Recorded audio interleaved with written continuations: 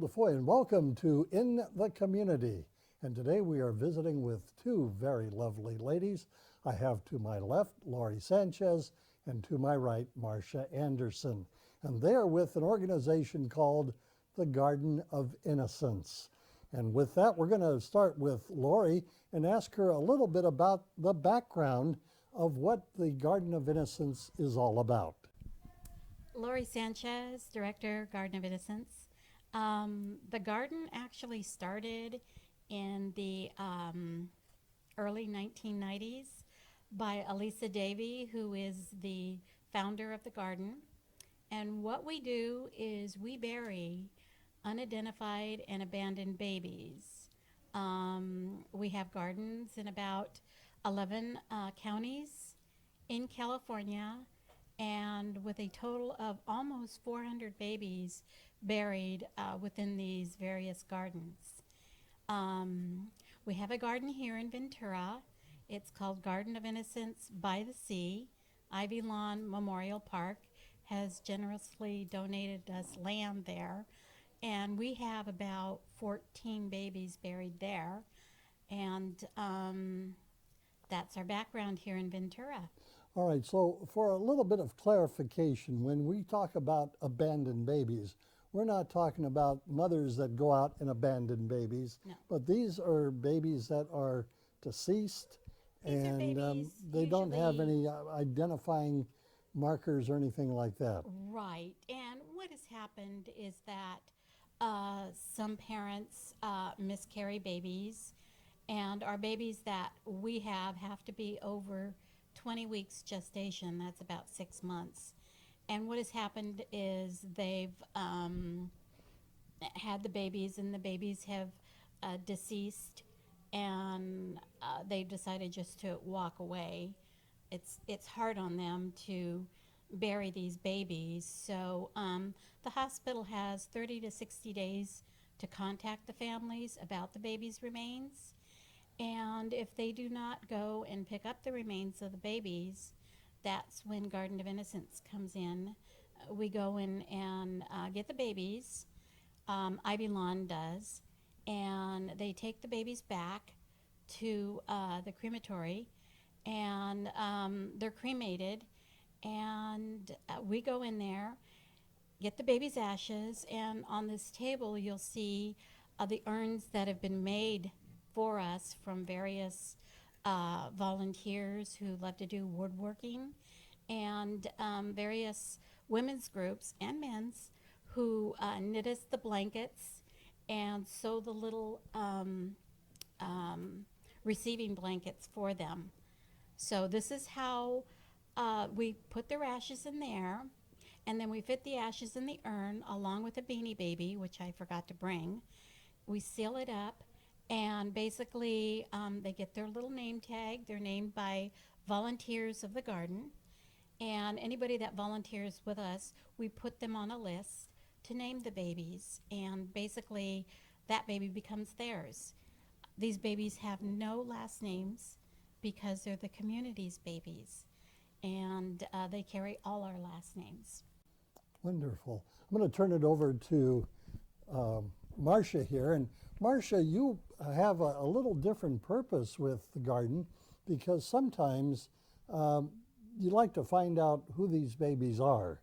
And so there's some research.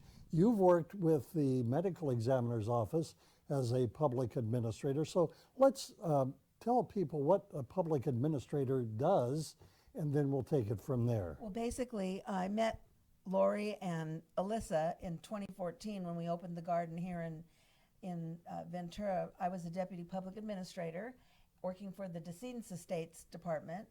And basically the public administrator, I'm surprised how many people don't know what the public administrator does for the county of Ventura, but anybody that dies in the county of Ventura, if there's no one there, the public administrator steps in and does everything that you would do for your mom if she passed away today. So, we will administer their estates, we'll have them cremated, buried, whatever. We'll look for family, we'll look for property, look for wills. So I met Alyssa and Lori when they were getting ready to open the Garden of Innocence, and I had numerous calls where local mortuaries had babies that had been abandoned, and they didn't know what to do with them. So basically what we would do is they would cremate for free, and we would just bury them at sea. So unmarked, no one ever knew who they were. But most of these babies are, I would say, from the public administrator's point of view, are young girls that go to the county hospital and lose their baby, and they just leave and never look back. So we do know who the baby is, and we know who the parent is, and the public administrator, we send a letter and give them 30 days. You know, you have an opportunity to take over and handle things yourself. Otherwise, we'll refer to the Garden of Innocence. So once I met them and found out what the garden was about, I wanted to get involved in any way I could. So I volunteered. I'm the media coordinator. So I try and get people to the service and get community involvement. I know some of the counties are much more involved in their gardens than other counties, and I haven't gotten there yet. You know, September 2014 we had our first service, and the Ventura Star has been very good about putting articles about the garden, but it's generally the day after the service. So I'm trying to generate enough interest so that the community can come, because the services are very, very uplifting. We do a full-on service. I mean, we release doves. There's a pastor that gives a little sermon. There's a musician that sings a song. Each baby gets a name, gets their own handmade urn, their blanket, their beanie baby. They get a full color guard presentation by the Knights of Columbus. We have bagpipes. It's a full-on service, burial service. So it's very, very, very wonderful and very inspiring. And we've discovered, since we've been doing this, that a lot of people that need healing in their lives, people that have lost babies, whether it was through abortion or however, you know, lost a baby that they never had closure, that this is sometimes an opportunity for them to come and to have some kind of closure in that area. Now, there has been one case that you told me about where you had the remains of a little girl, and you did some research on the little girl to find out the girl's true identity. Tell us about that. This is the most interesting story. This happened a year ago, May.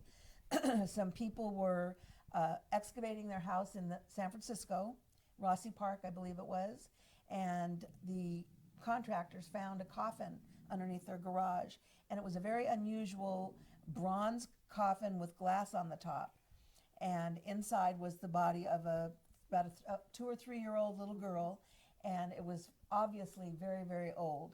And so we came to find out that this child actually died in 1876, I believe, and we went up to San Francisco. We did take some hair samples from her.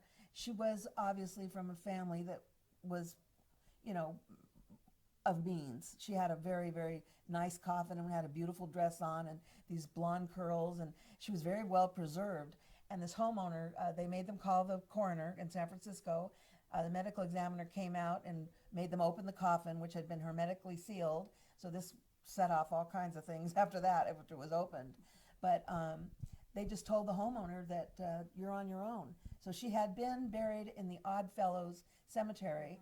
And in the 1920s, the people of San Francisco, the city was developing, and there were 6 cemeteries in the city of San Francisco.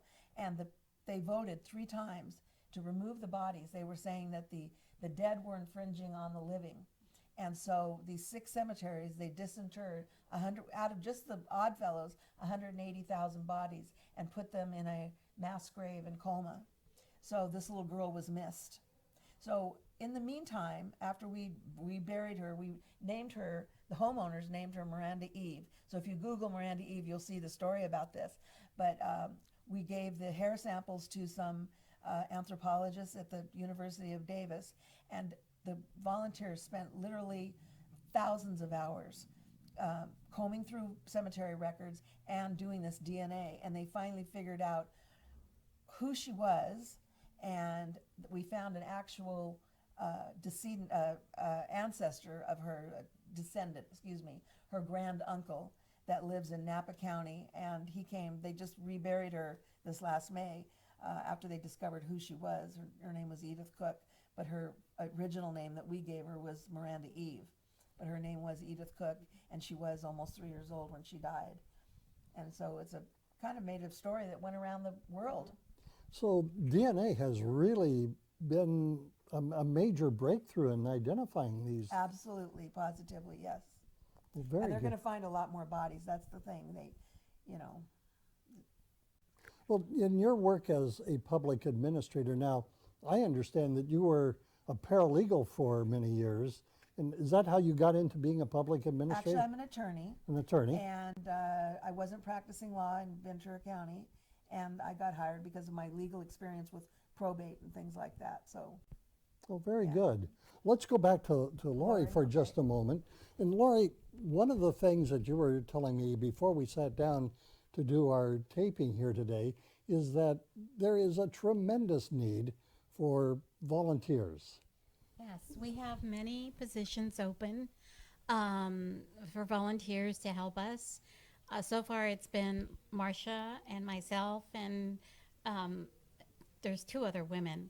But there's a lot of work that needs to be done. We need to get sprays for their little coffins and for their graves. We also get rose petals that we need help in taking the petals off the roses, which sometimes hurts when you get stung by one of the thorns. That hurts. We need poem writers, singers. We always need singers.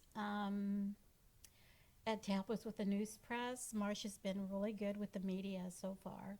But there's a lot of different positions, and if you go to our website, you'll see the different positions that are required to keep the garden moving. So, you know, if they have the email address on there, so if you email us, we'll contact you right away. And we usually put out when we have a service, the service is posted on our website, and date, time, it's always on a Saturday, always at 10 o'clock in the morning, always at Ivy Lawn Memorial Park. And for those that would like more information, why don't you look at our friendly one-eyed cyclops right now and let us know what the website is and what they can expect to find on that website. Okay, the website is www.gardenofInnocence at www.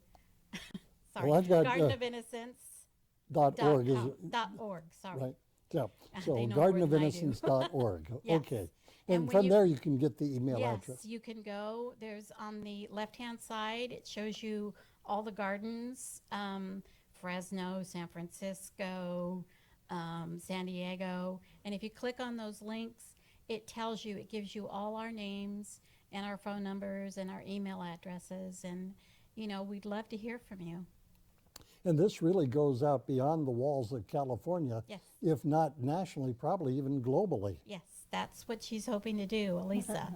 She would like one in every state, and to hand over that, you know, the founder duties to somebody else in their own state, and to get gardens going, because no child should be abandoned or, you know, put in a potter's grave or, you know, scattered out to sea. These babies really need, you know, our love and care. Well, ladies, I thank you so much. I've got Marcia, I've got Lori, and I'm Bill. Thank you so much for joining us. And you've been watching In the Community, a production of the Heritage Media Group.